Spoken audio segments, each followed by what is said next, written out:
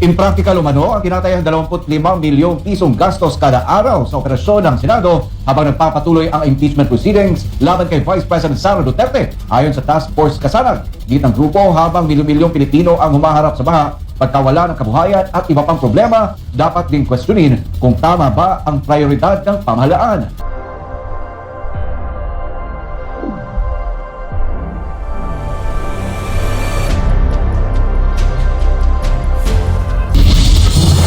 Sa panayam ng SMNI sa Anti-Crime and Corruption Group Task Force Kasanag Founding Chairman Dr. John Chong, sinabi niyang hindi nila kinikwestiyon ang impeachment bilang prosesong itinakda ng batas para papanagutin ang sinumang nagkasala sa bayan. Ang kinikwestiyon ng grupo ay kung practical ba ang patuloy na paglalaan ng malaking public resources at panahon sa impeachment habang maraming Pilipino ang nangangailangan ng agarang tulong. Matatanda ang sunod-sunod na kalamidad ang tumatama sa bansa. Marami ang nawalan ng kabuhayan at patuloy na naghihirap. Ngunit sa impeachment pa rin umano nakatutok ang pamahalaan. Sinasabi nga sa 24 hanggang 25 million pesos kada araw ang operating cost ng Senado ayon kay Senate President Sherwin Gatchalian. Very impractical na yung hinahabol mo lang naman is 125 billion tapos gagastos ka ng 25 million. Very impractical, no?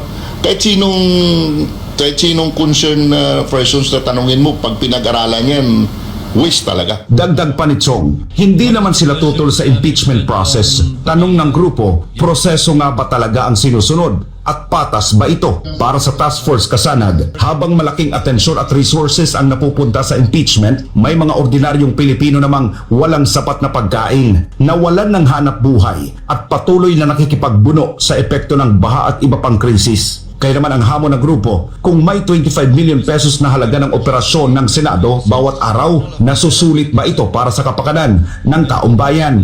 Opinion lang to Ako tatanungin, parang hindi favor tayo na ituloy yung impeachment tapos may naghihinanaing na mga problema sa bayan natin at pinapriority natin. Yan ang opinion ko at opinion din ng organization. Samantala, sinabi naman ni Attorney J.B. Hinlo, isa sa mga abogado ng Task Force Kasanag, na nakikita rin nila ang tila selective justice sa pagbusisi sa mga opisyal ng pamahalaan. Giit niya, kung transparency at accountability ang pamantayan, dapat pare-pareho ang pagsusuri sa paggamit ng public funds. Ano man ang posisyon o political affiliation ng isang opisyal. Kung titignan natin sa ekonomiya, hindi siya tama. Kasi kung sa tingin ng House na may mali si VP Sara, they could have also waited, they could have filed the criminal cases and wait after 2028 para harapin ni VP Sara ang mga kaso kung wala na siyang immunity, no? Or hindi na siya impeachable official.